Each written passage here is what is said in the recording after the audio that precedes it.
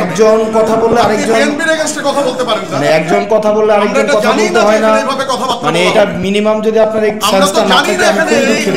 এই ফোরামে এই কথা বলা একজন কথা বললে আরেকজন কথা বলতে হয় না, এই ভদ্রতাটাই আপনারা শিখেন নাই, এই ভদ্রতাটাই আপনারা এখানে আমরা জানতাম না। আমি আপনাকে একটা কমন ম্যানার শিখাই আপনাকে, আমি একটা ম্যানার শিখাই আপনাকে। একজন কথা বললে আমি জানতে চাই এখানে যারা উদ্যোক্তা তারা কেন আমাদেরকে এখানে ইনভাইট করছে? একজন কথা বললে আমি জানতে চাই।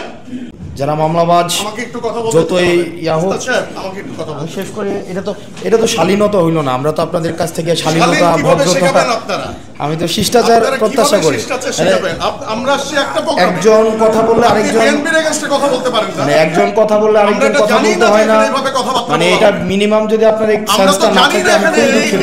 এই ফোরামে এই কথা বলা একজন কথা বললে আরেকজন কথা বলতে হয় না, এই ভদ্রতাটাই আপনারা শিখেন নাই, এই ভদ্রতাটাই আপনারা এখানে আমরা জানতাম না। আমি আপনাকে একটা কমন ম্যানার শিখাই আপনাকে, আমি একটা ম্যানার শিখাই আপনাকে। একজন কথা বললে আমি জানতে চাই হয় না, এখানে যারা উদ্যোক্তা তারা কেন আমাদেরকে এখানে ইনভাইট করছে? একজন কথা বললে আমি জানতে চাই। একজন কথা বললে আরেকজন কথা বলতে হয় না। আপনি বললেন আপনার কাছ থেকে আমরা আমাদের শিখবো, কেন এখানে ইনভাইট করা হয়েছে এটা আগে আমাকে এক্সপ্লেইন করতে হবে। আপনার কাছ থেকে আমরা শিখবো, কিন্তু আপনি যদি এইভাবে একটা প্রোগ্রামের একটা না আপনি এইভাবে কথা বলতে পারেন না, মিতু আপনি এইভাবে কথা বলতে পারেন না। আমাকে বলতে হবে, আমাকে বলতে হবে কেন এখানে আমাকে ইনভাইট করা হয়েছে। স্যার আপনি এইভাবে বলতে পারেন না, কিভাবে ফ্রেম ছিল আপনি এইভাবে কথা বলতে পারেন। আমি একটা দলের প্রতিনিধি হিসেবে এখানে আসছি। তাহলে আমি আপনি একটা দলের প্রতিনিধি হিসেবে আসছি।